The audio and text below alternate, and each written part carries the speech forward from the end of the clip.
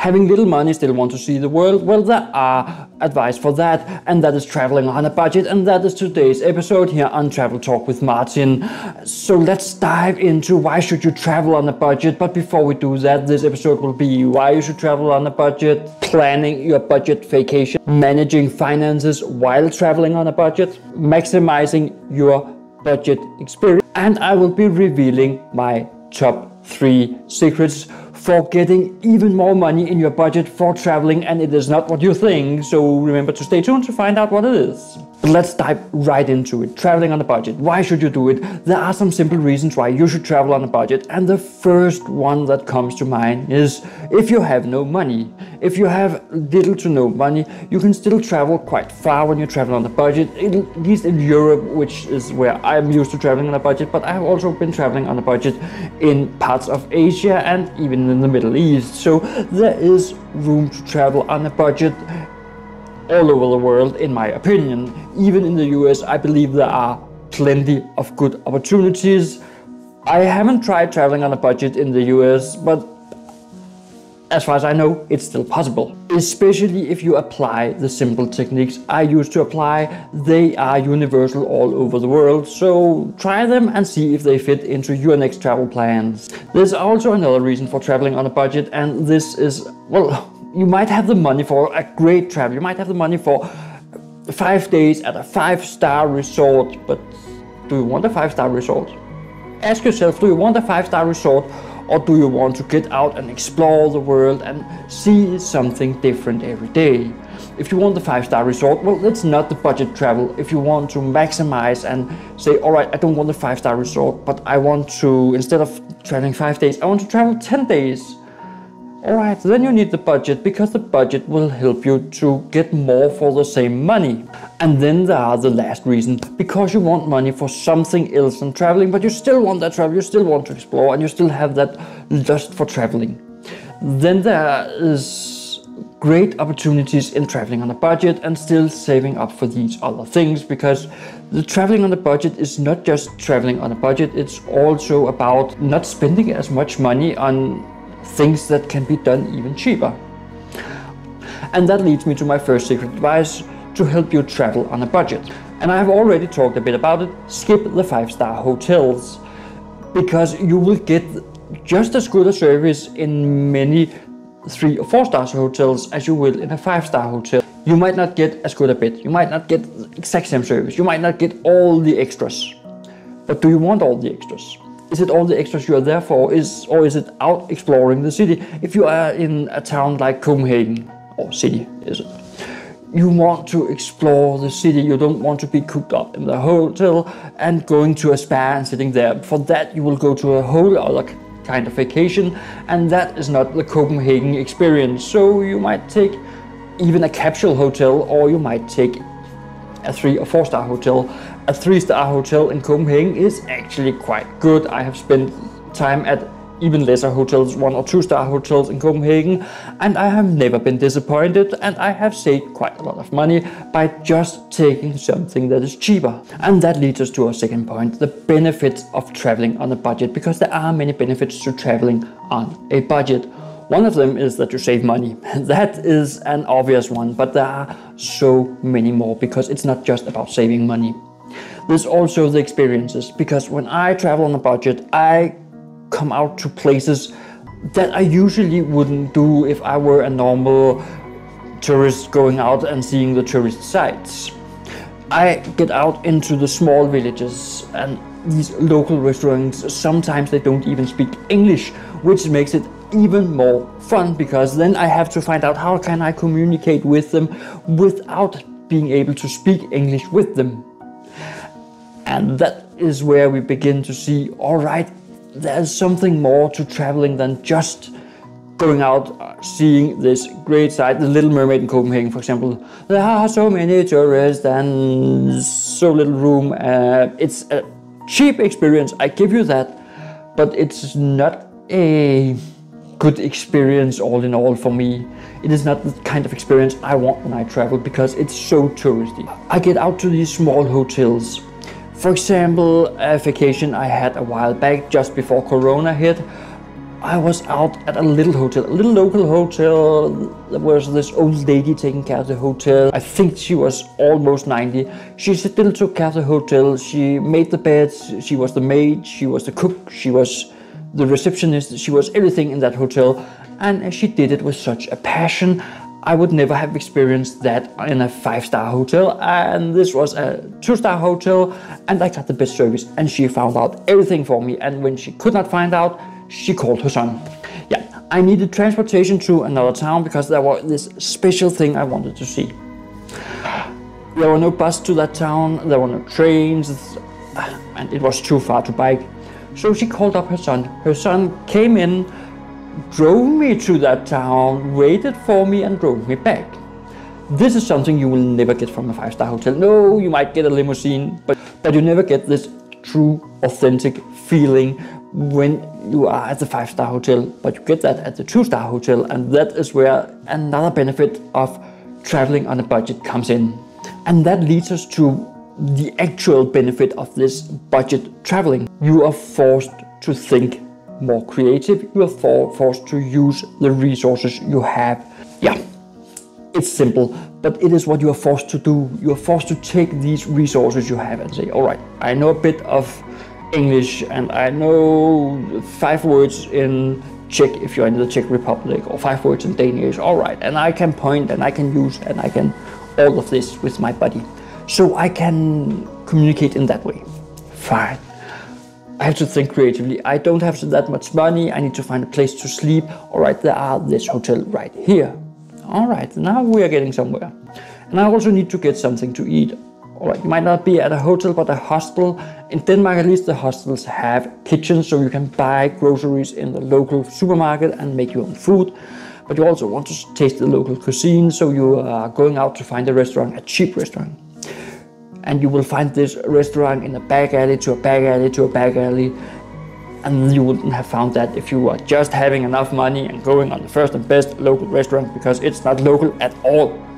Whereas this back alley to a back alley to a back alley restaurant, well, it is there where, well, I remember as a kid, I was in one of these kind of restaurants, and the staff there, they could zero English. It was in Athens in Greece.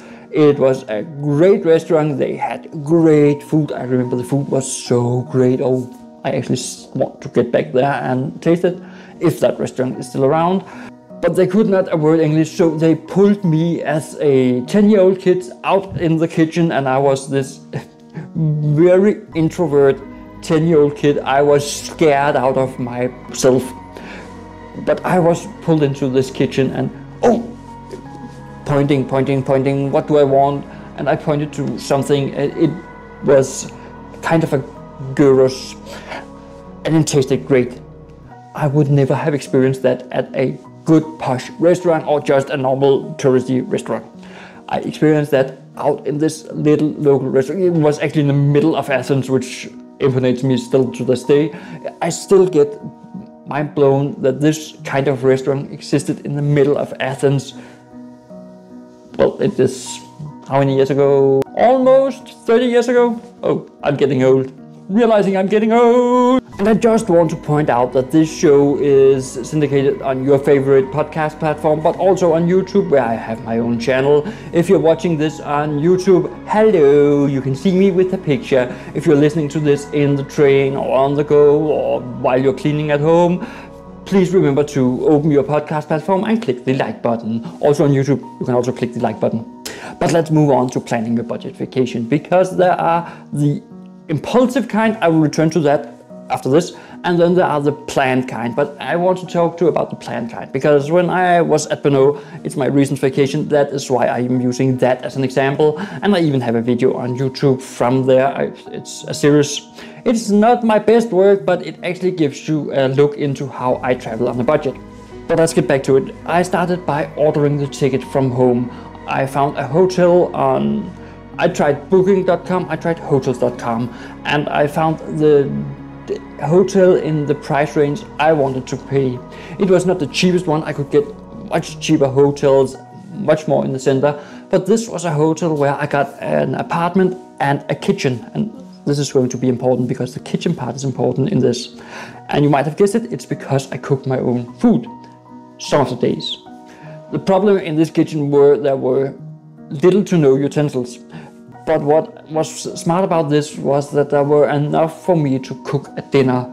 There was not enough for me to cook a big dinner, but you don't have to have that big dinner every day. That left room for more expensive restaurant visits throughout the vacation. And that is in the planning because I already from home know, all right, I have a kitchen I can use.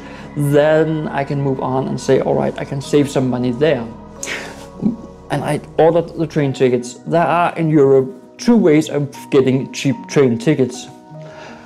And the first one is on the same day. I'll return to that.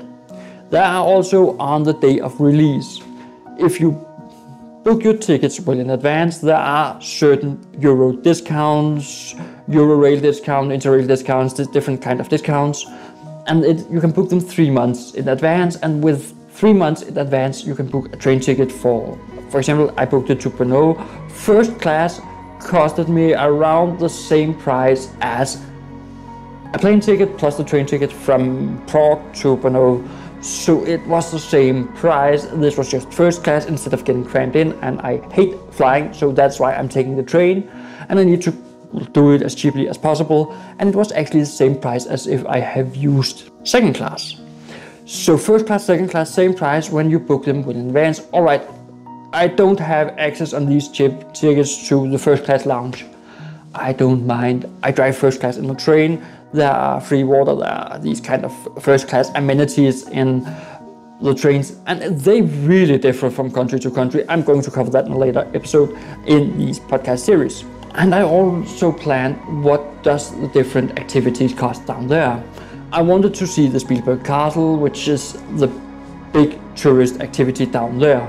I also wanted to see, there was a bunker called Setten, I believe. I don't remember what it's called, but there was this Cold War bunker I wanted to see, and I knew it cost that, and there were these caves not far from Brno I wanted to see, and I know it was pricey to get in there, and we also had to have money to get up there.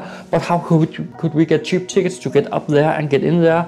Could I order some tickets in advance? I could at some of the things I wanted to see, so of course I ordered it in advance so I could get a discount. And it requires a bit of planning, and it requires you to go in and do your due diligent research. But if you do that, you can actually save quite a lot of money. I calculated my savings in the pre-planned things to be around 200 euros all in all by just pre-planning and ordering the ticket in advance. And now we begin to get somewhere. Saving 200 euros is also kind of money. For 200 euros in Brno, I could eat out at great restaurant 2 or 3 evenings because it's cheap down there. And that is why you have to plan for your budget vacation. Because when you plan for your budget vacation, you can save money. And if I calculate all my savings, the first class ticket train, the pre-activities, and the hotel by being out in well in advance, I saved around 1,000 euros. And how do I come to this 1,000 euros? It's actually quite simple. What would a similar hotel have costed me other places in the town if I booked through an agency? It would have costed me much more. What would the train ticket have cost me second class if I just booked 2 months in advance instead of 3 months in advance? And finally, how much did I save on the activities? And it comes to around 1,000 euros. That is also kind of money to save. And that leads me to my second secret advice. The second secret advice is be open-minded for alternative types of transport. Yeah, because, all right, airplanes, sometimes they are actually cheaper than the train, which I find really disturbing, but no matter.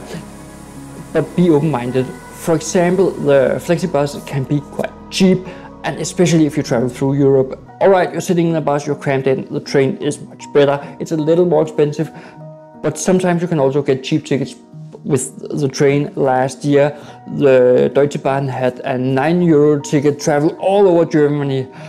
All right, you could not use the high-speed trains, fine, but you could use all the local trains. all the regional trains. You could just not use the high-speed trains. Fine, I can do that. That's open-mindedness. €9. I could travel quite far for €9. If they do that this year, I promise you I will buy a €9 ticket and I will travel around Germany. It might not be the travel I planned, but it's cheap and I can find really cheap hotels and I will take you along, but only if I can find out that they have this €9 ticket. I have to look into that in.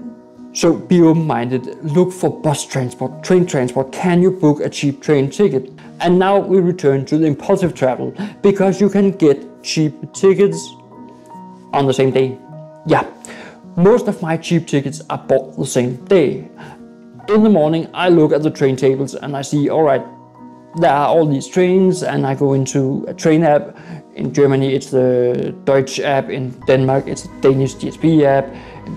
In the Czech Republic, it's České dráhy's homepage. The app is in Czech, so I don't understand it. So I'm just using the homepage because it can translate into English. And then I can understand it, and I can get cheap same-day tickets. Because usually what train companies will do is, all right, we have this train, there's almost no people aboard. We will offer out the tickets cheaper, and then you can get these cheap tickets. For example, normally on a normal day on my traveler's card from Slagelse to Copenhagen, which is my usual travel, when I have to do something in Copenhagen or have to film an episode for my YouTube channel, I will spend around 100 kroners. But sometimes if I use the app, I can get train tickets as low as 42 crowns, which is under half price. And you can do that in almost every country, because almost every country, at least in Europe, has these cheap options. And with your open-mindedness for alternative transport, you will find these options by just looking for them. For example, Flexibus will also, I believe it's them who will also offer cheap tickets on unsold spaces, because they want to fill up the buses. The more people they can cram into that bus, the more money they make, because the bus is driving anyway. And that leads us to managing your finances. While on vacation, you can find thousands of apps to help you manage your finances. But what I use is a spreadsheet. I make a spreadsheet where I say I have 10,000 Danish crowns. Then every time I go in and buy something, I plot it in the local price. For example, when I buy train tickets, I plot in, all right, I have bought train tickets through the German app, so it's in euros, but I'm on my way to the Czech Republic, and I have bought the train tickets for, let's say, 90 euros. All right, the calculation is 90 euros times 7.5, so I'll make a spreadsheet where I put in the local price, where I put in the exchange rate, and then I will have it calculate what is it in Danish crowns. And if it's Danish crowns, the exchange rate is 1. And what I do every morning when I'm on vacation, this place I am, is that I just check with my bank what is the exchange rate. And then in the evening I can go in my bank app and see what have the exchange rate actually been. Then it will calculate it all for me, and I can see, all right, now I'm down to 9,000 Danish crowns. Now I'm down to 8, 7, 6, 5, 4, 3, 2, 1, and now it's all gone. And by having, well, in my mind, I have around 3,000 Danish crowns left. All right, I can use that. I can get more of this, and I have 3 days. All right, I have a maximum of 1,000 crowns a day. That's it. And that is my way of keeping track. But if you have difficulty in using something like Google spreadsheets, then I recommend using different apps. There are a lot of different apps, and I will not say one or the other because I only know Android apps, I don't know iPhone apps. But I will recommend that you just go in and search for vacation budget. You will find plenty of apps. And then you can put in, some of them will even calculate the exchange rate for you. Be mindful of that, because your bank might have another exchange rate. If you use an ATM on the street, they will have, well, fees upon fees upon fees. If you can avoid it, don't use ATMs. And if you should use an ATM, only use an ATM at a bank, because they have better terms of service. They have better exchange rates. Using those on the streets, for example in Copenhagen, in Prague, in Paris, they will have an exchange rate that is bad.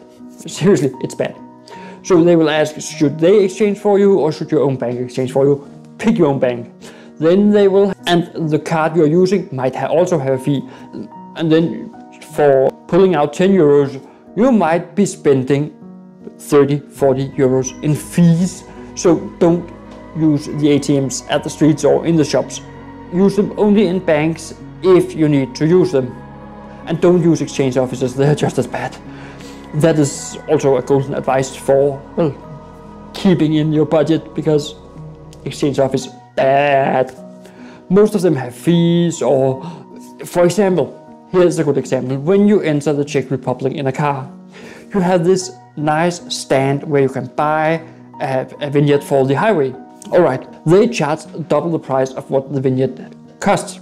And if you want to know more about that, I recommend the Honest Guides on YouTube. I will write in the description, at least on YouTube, I will link to them. And if I can do it on your favorite podcast platform, it will also be in the description. But basically, they charge more because they have an exchange rate fee, and that is how they make money, because the vignette is only allowed to be purchased at one price.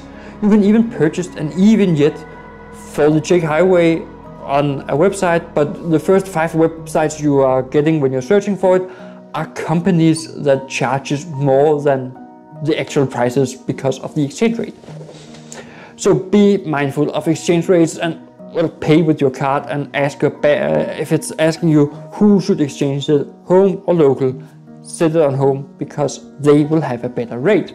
And that should lead us to our third secret, but I will hold on with that. So remember to stay tuned and you will find out my third secret. But before we get to the third secret, I just want to talk to you about maximizing your experience when on a budget. I have covered it a little bit and I still want to cover some of it. Basically, when you travel on a budget, the best way to maximize how much you get out of your money, because you want to get the most out of your money, is by looking at the prices. Also by looking at what are the different prices, are there other different prices? And I have this great example from Copenhagen. Alright, you want to go to a museum because, well, you want to know the history of Copenhagen, for example, because you're traveling to Copenhagen. So what are the history of Copenhagen? We can go to the Copenhagen Museum. It is the local city museum. It costs 95 Danish crowns, but you also get access to Torvald's Museum and Nikolai Art Hall. Fine, you get 3 museums for one price. That's great. 3 museums, 1 ticket, great. And it is amongst one of the cheapest tickets in the museums in Copenhagen. But there is another option. This other option is to go there on Wednesdays when there's no admission fee. Yeah, it's free access on Wednesdays. You maximize your experience. You pay nothing for it. You get more experience for the same money, or for this money actually, for no money. And that's important to remember, because when you can maximize this way, we also have the Glyptotek in Denmark, and the last Wednesday of every month, the access is free. So you can maximize your budget. You can also buy joint tickets. For example, we have the Park Museums in Copenhagen. The Park Museums in Copenhagen, well, the Workers' Museum cost 115 Danish crowns to get into, which is roughly around 18 euros to 20 euros, something like that. But you can have that price if you buy for all the museums. If you want to see them anyways, you can for 249 Danish crowns. You can get access to 6 museums and the botanical greenhouses, which normally also cost money. So you are saving, you are getting all of this for half price. That's also a way to maximize your budget. Look for these purchasing to get the tickets so you can maximize how much you get out of this. Which leaves us at our third secret, my third big secret, and this secret is actually quite good. And I know I'm talking a lot about going to Copenhagen, visit Copenhagen. This tip is going very much against that, which is avoiding the tourist areas, and this is why I never go to Prague. I have been to Prague many times, but I will never go there again. Or I might actually go there again, but never in the season for tourists, never in the summertime, in the when every tourist are there, because there are too many tourists, and the shops down there, you can see it's such a touristy place. It has really destroyed Prague. 30 years ago, 20 years ago, when I came a lot in Prague, I loved it because it was such a local place. It was such an enjoyment. Today it's so destroyed by tourists. Copenhagen is not the same, and yet it is. There are so many tourists in Copenhagen that it really destroys it a bit. I don't know if you live in these cities, you don't see it, but if you come from outside and you want to see the tourist things, you really see it, because there are just too many tourists. You cannot get in, and there are long lines. But if I travel to a city like Prague or Brno instead of Prague, well, I actually get a great experience. There are almost no line. And here comes the funny part. There were little to no tourists when I was in Brno. Yeah, little to no tourists. And why was that? Because it is not a known town. Of course, there were other tourists there. I don't say there was no tourists, but it was a great alternative to Prague, because compared to Prague, it felt like there were no tourists. And this is what's so important to remember when you are out traveling, looking for alternative places. Where can you go? For example, instead of going to Paris, you can go to Budapest. Instead of Paris, Budapest. It's just a romantic, the town is just as romantic. Of course, they don't have the Eiffel Tower. They have a lot of other different things to offer. And that is also why I want your support, because the more support you give me, the more I can get out and explore these kind of places. But for now, you have to enjoy my visit to Copenhagen and all the experiences I get out of that, because there are many great things to explore in Copenhagen, and I will continue to explore Copenhagen. I'll also travel out, that is also part of this, but that's not for now. So to sum it all up, traveling on a budget, you get so much out of it. So I hope you have enjoyed yourself and gotten a little smarter on traveling on a budget. For those of you on YouTube, I will have a video linking to a great experience in Copenhagen. Yeah, I know it goes a little bit against what I've just talked about, but if you're in Copenhagen, why not explore it? For those of you listening on podcast, check out the description for my channel and give me a sub.